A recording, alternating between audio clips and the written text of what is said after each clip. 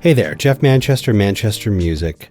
Welcome. Plug-in manufacturers are a little bit like car manufacturers, and every year a new compressor is released, SUV, EQ is released, sedan, and they all kind of feel like last year's in a way, except for the fact that it's the features, it's the functionality, it's the ways in which they're easier to use or just better at solving a problem that was harder to solve before. And so that's what I want to focus on, the top best features in plugins in the year 2023. If you want to support this channel, there's an affiliate link. If you like anything you see, you can buy it. I get a kickback. There's also a Patreon. Subscribe if you're not. And with that, let's jump in. Number one, auto gain. I think this is such a clever feature that comes in a tool from Sonox. If I go to the Produce tab here and just zero these guys out, you can see that we have these three gain clusters. I'm going to just get my loop over here to some audio. Awesome. So the idea here is that typically when you're EQing something, this happens to me, I'm boosting, I'm adding stuff, I'm enhancing, I'm coloring, and then before I know it, I have to go to my output and bring it down because the moves that I've made to color and enhance my audio have contributed to the overall amplitude of the track. And it's annoying because I'm like, oh, this sounds great. Now it sounds louder. And I have to compensate for that.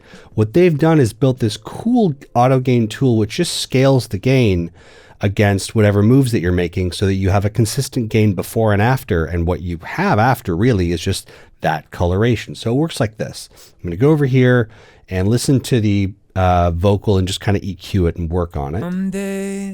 Bring a little bit of 100 in. So there's some kind of low end. I'll bring 1K in here. I get so turned around.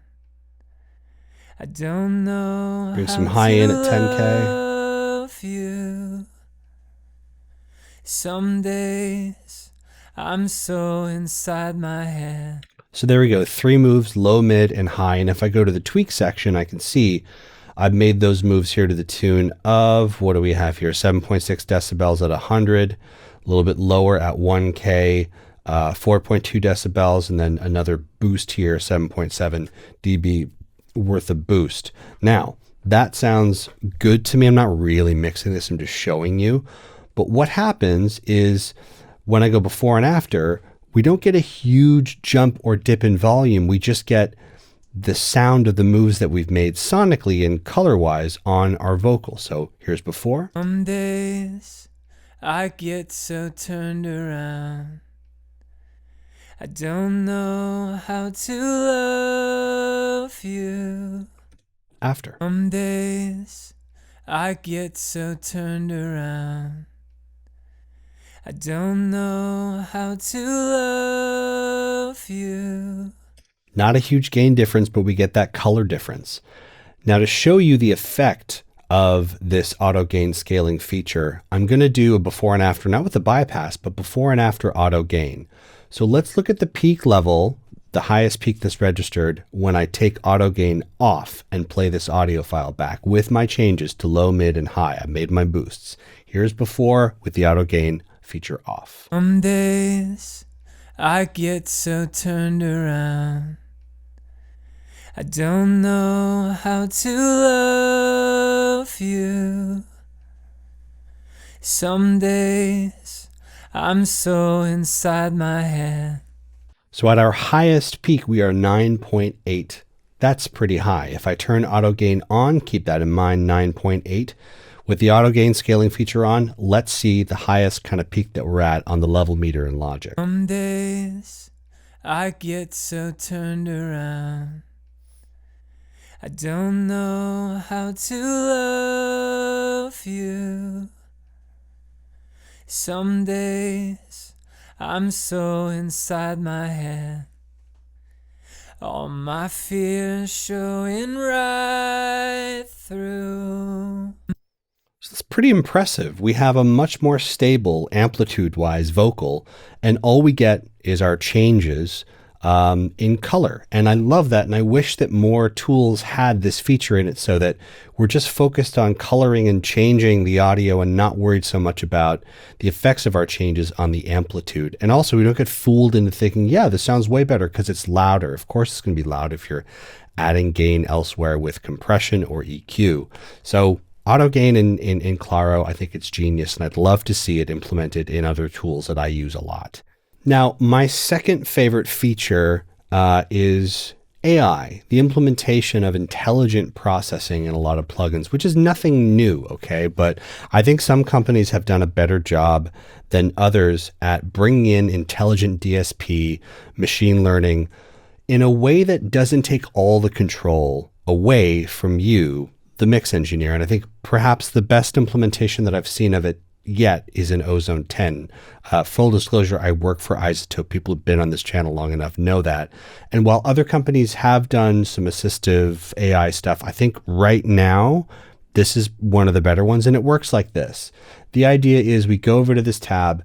We don't have to press anything or whatever. We just go to this tab and then we input audio to Ozone 10. And what it's going to do is listen to see what genre best kind of fits what it's listening to. And when it has that genre, it indexes that genre and then builds out a custom chain based on what in the culture, in the moment, it considers to be great examples of rock, pop, whatever, and then gives you a really nice starting point from which you can go and do whatever you want, or leave it there if you like it. So here's how it works. I'm going to play some audio. It's going to listen, do its thing, and hopefully figure out that this is the genre it's supposed to be, which is rock. Will it be enough? It's always what you're thinking of. What will it take to see that you have to prove your worth to me?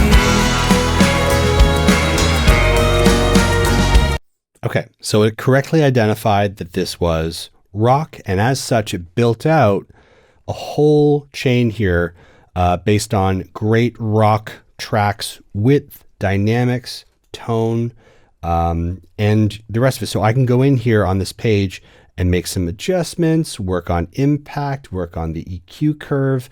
I get a nice view of the overall energy profile of great sounding rock stuff. And I can click this and go into my detailed view and make more kind of granular tweaky moves from there. I just think that this to me is the ideal application of AI in a music creation tool. Insofar as it listens, gives me a preset, I can take it or leave it, tweak it, and keep moving. So that's my second favorite feature in tools today. So my third favorite feature is a thing that's probably not going to be groundbreaking to a lot of people that use this tool, and a lot of people do use this tool. It is called Spectrum Grab. I think it's called Spectrum Grab anyway. I wish I could zero these out in like the easiest way possible here. I'm just going to click these away. All right, resetting the plugin. The way this thing works is if I play some audio and hover my mouse over the spectra, it freezes and then starts to give me areas of sonic interest where I might want to notch or just take care of certain frequency hotspots. So I'm going to play the audio back here. We see stuff moving around. We all know this view. If I bring my cursor and just nestle it here, we go purple. And now that it has some audio, over time, it's gone and said, here's a couple areas that are maybe a little peaky that you might want to take care of. And what I can do is go in here and say 6.8, I'm going to bring you down. I can see how that sounds. I can do another pass of Spectrum Grab and go, this is problematic. I'm going to bring this down too. So it's just this really nice little cheat code where I can go in and notch out frequencies that FabFilter decided I need to be paying attention to and keep moving from there. And I wish that this was implemented, perhaps not in a copy and paste way, because I want Fab to, retain this is their thing or whatever, but I've never seen any other company really supersede them in terms of this technology And I think it's really well implemented. So that's my third favorite feature is the Spectrum Grab tool in FabFilter's Pro Q3. Maybe you didn't know it was there, now you do. So my fourth favorite feature isn't so much a feature as it is a core piece of tech in this tool from Eventide called Split EQ. And what this thing does is it's able to intake audio and then determine what parts of that audio are tonal, so kind of sustain information, and which parts are transient. So in this example, I have a guitar.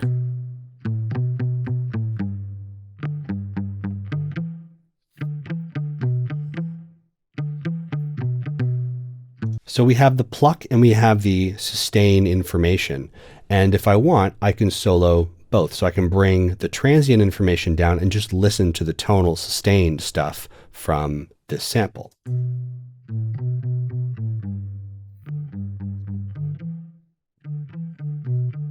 I could do the opposite. I could go over here and just get those plucks.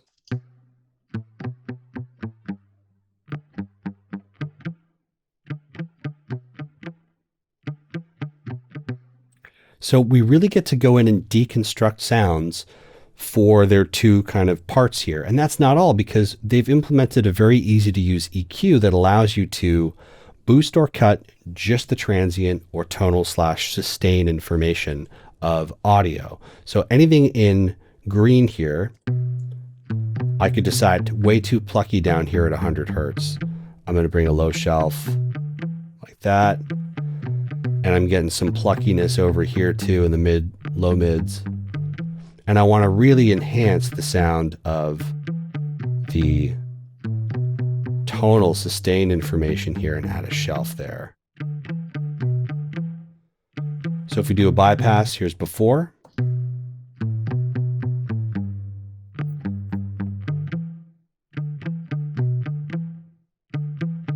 And after.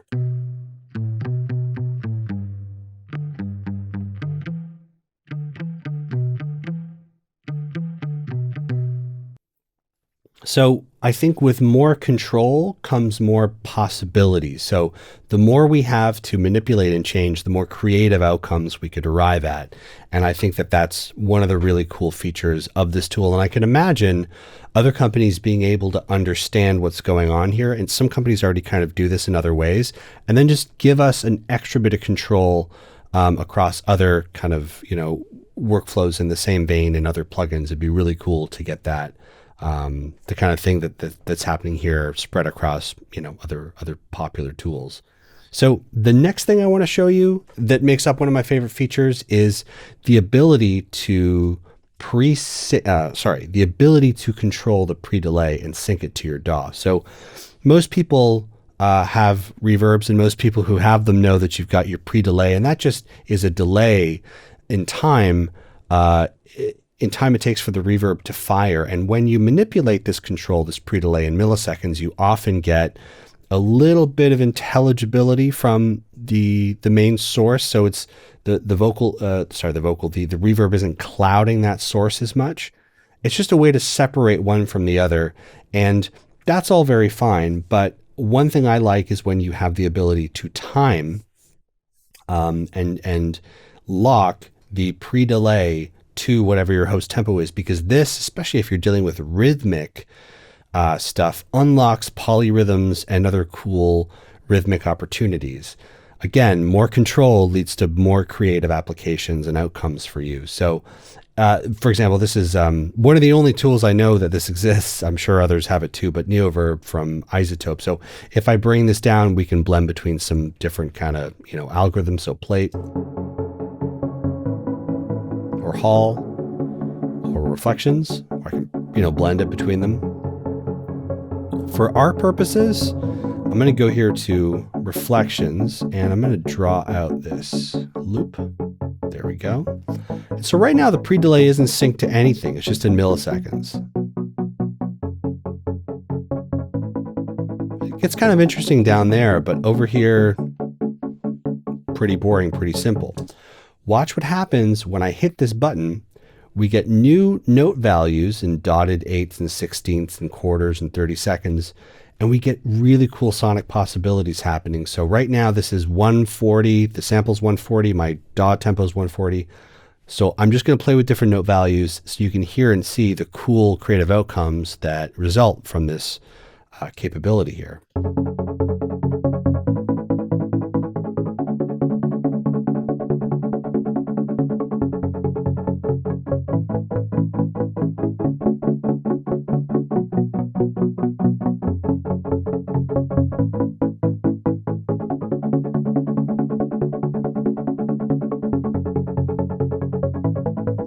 And in case you're wondering, like, is this going to the grid? I'll turn the metronome on.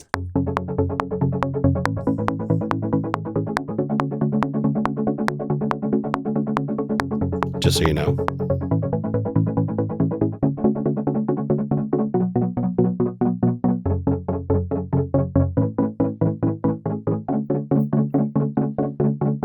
So even just with these triplets, we get a more punctuated sound from this pre-delayed synced thing. Before. And let's bring it in.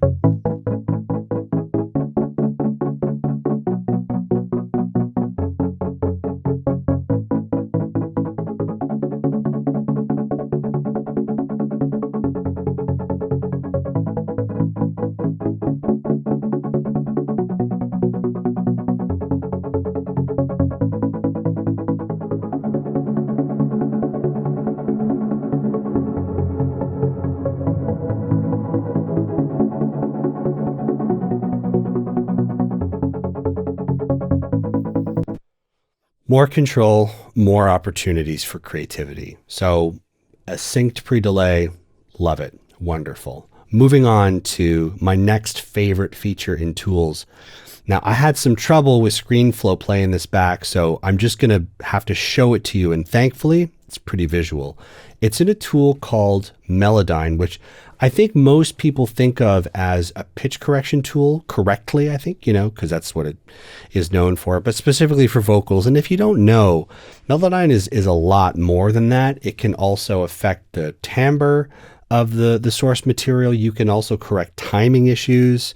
It can pull out sibilance, and you can control that too at an amplitude level. It's very, very multifunctional. But one of the coolest things about it is this feature I think they added in the 5th generation of it, which allows you to go in and smooth out amplitude differences with 2 really, really easy controls.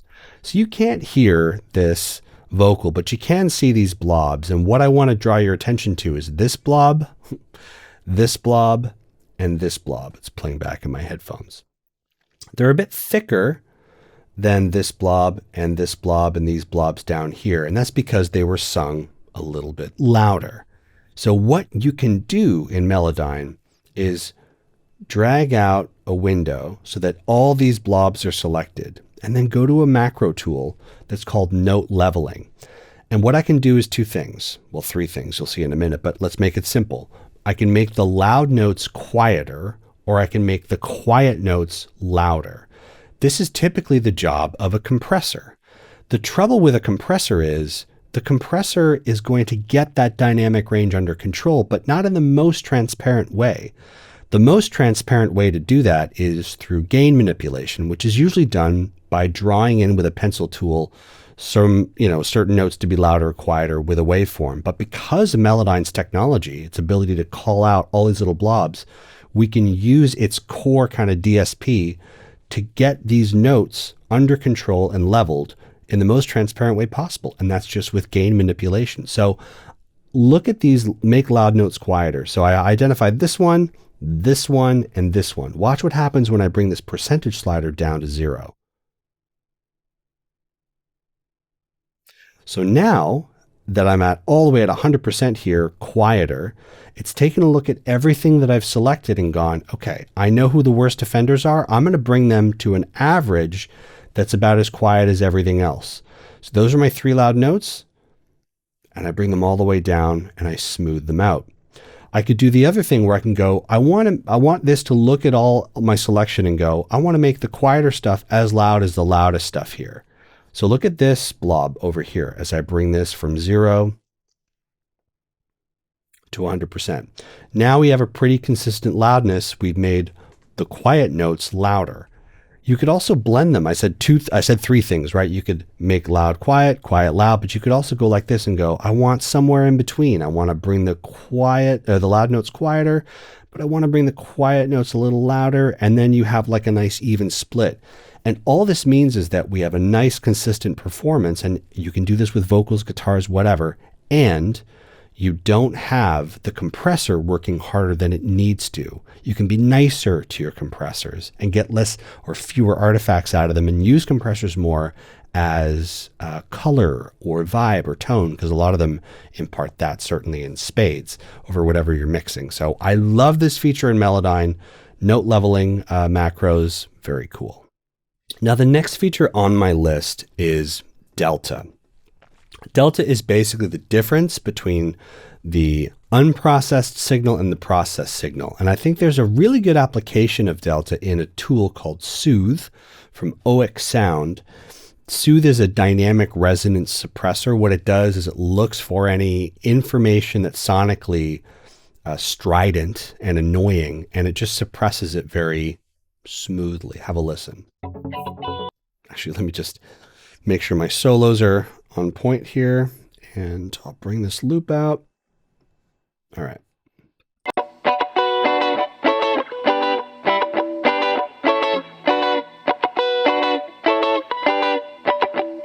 So you see these little fangs coming down here.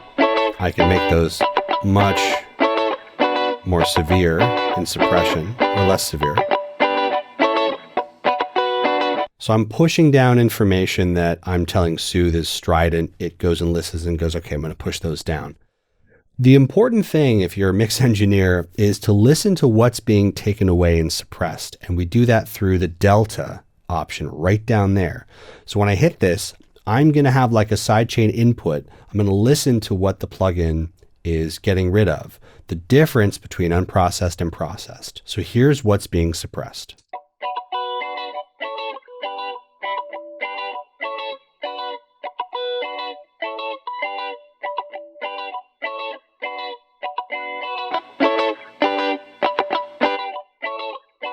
And very cleverly, it's shown kind of poking up instead of down to kind of give you like, what's, you can see, here's what it would be otherwise. So it's very clever visually. And again, I think if you're a responsible mix engineer, you want to know what's being taken away and discarded. In the same vein, you have RX10 here, which has another kind of delta, but this one's called output S only. This is DS, it's a DSer. And if you look at the tooltip that's just populated here, output the difference between the original and processed signal. So the S is only. So what this guy is designed to do is you're working on your de-essing, and it's just going to show you what the plugin is hearing and discarding. This is a guitar, so it's not the best example, but if I was to put, let's see here, let me get Isotope RX10 DS onto a vocal here. We have Brian singing up here from a previous example.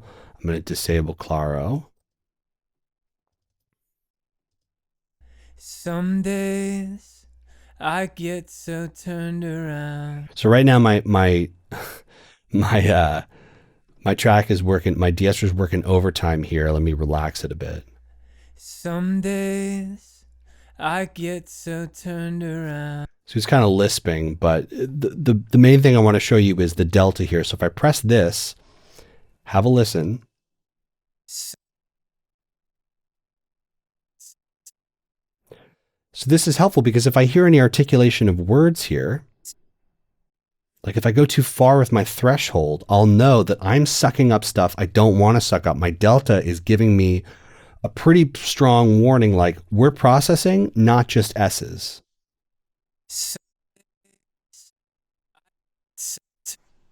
We're still okay, but let's hear this next passage. If you listen carefully, you can hear him say, to love, because he's singing, and my threshold is so low that that stuff is coming into the plugin. I don't want that. So I'm going to relax my threshold a bit so that I'm just getting S's and listen again.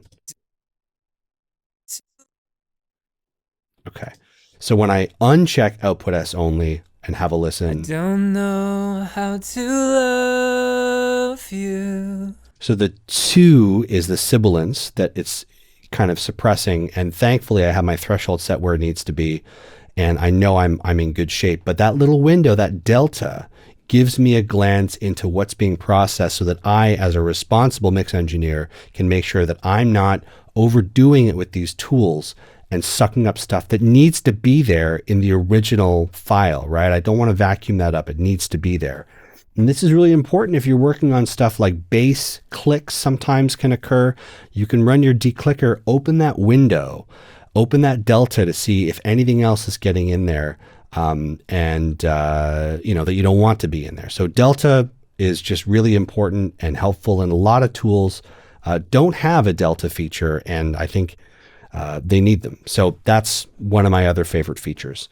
Now, getting near the end of the list here, another one of my favorite features is, again, we're going to call up an isotope tool, but I've seen this in other tools, is this solo EQ function. Very simple to understand and use. Basically, I've got a file here. I'm going to make sure my loop is in check, and let's have a listen to see how that's doing.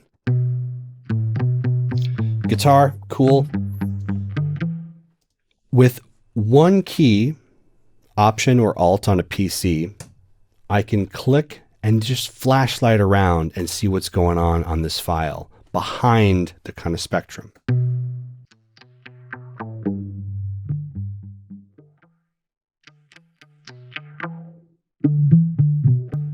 I don't have to go to one of these mini heads-up displays and then press this S. Is that an S? And then go here. I don't want to do that. I want to just have one kind of under the hood. And there it is. That's all I got to do. I can alter the Q in the settings if I go over here. I think it's on the equalizer here. And then, Alt Solo, I can change this Q so that it's a bit wider or a bit more fine like that, right? Or just double click to return it to the center. But to me, this is just really valuable, especially if you're doing that notching work, right? Where you're like, oh, is there a resonance? What you do is you check out the very top of the graph here, like this, and you scrub around and go, oh, I think something's there. One of the great things too about this EQ is I can leave my mouse there and then just double click, and it adds a node, and then I can dip it down, hold shift, and then notch that out. I just love this flashlight kind of behind the scenes system where I don't have to pull up a special tool. It's just all on the keyboard and I go. I wish that the plugin manufacturers convened in like The Hague or something and all decided they were going to build this functionality into their EQs. Love it. One of my favorite features. So we come to the end, and this one doesn't really have an audio example, but I did hint at it earlier with Claro and Ozone. I'm just going to call it a partition view. And what this is we have, you can see here, produce, tweak, and mix. And on Ozone, we have, actually, let me call up, because this isn't totally the view that I want to show you. We're going to call up this Ozone. Voila, there we go. So I'm going to go back to this. So here we have partitions. And what this means is we have these 3 produce, tweak, and mix. On Ozone, it's this assistant, and we have the detailed view. These are just kind of like different phases and ways that we can interact with the plugin. We can produce and mix at a gut check level, a quick macro level, and then we can get kind of micro and fine tune with more partitions down here. So produce, you'll see it's just three macros, low, mid, and high, right? And we also see a lot of semantic kind of control language: rumble, weight, warmth, mud, definition, harshness. Same thing with Ozone. We have like one main macro view, the first partition. We can kind of gut check master here: width, dynamics, EQ, stabilizer. That refers to a module. If we want to go deeper, we can go to tweak. And now we get more control, and it's a bit more traditional.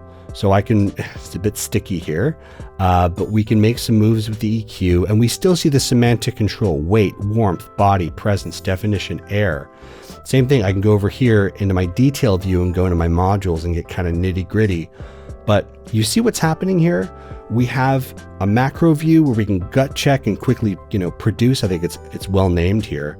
And then if we want to go in a bit deeper, we can tweak. But perhaps maybe all we have to do is stay here on the macro level and keep moving, because mixing is about like just making choices quickly and trusting yourself and then moving forward. So I like this idea of plugins that have a lot of controls that don't just stick all the numbers and dials in front of you, because that to me feels very clinical and not terribly creative, and mixing should be creative. So the idea of splitting it up, I think, is very smart, and Claro and Ozone right now are two of the best tools I think that embody this feature, in my opinion. So if you've got features of your own that you love and believe should be included in a list such as this, let me know in the comments. I'll just circle back. Subscribe if you're not. I would love to have you as a subscriber. I've got affiliate links. If you like anything you see, I get a kickback. We can keep the channel independent, and there's a Patreon as well. Thank you so much for watching, and I'll see you in the next one.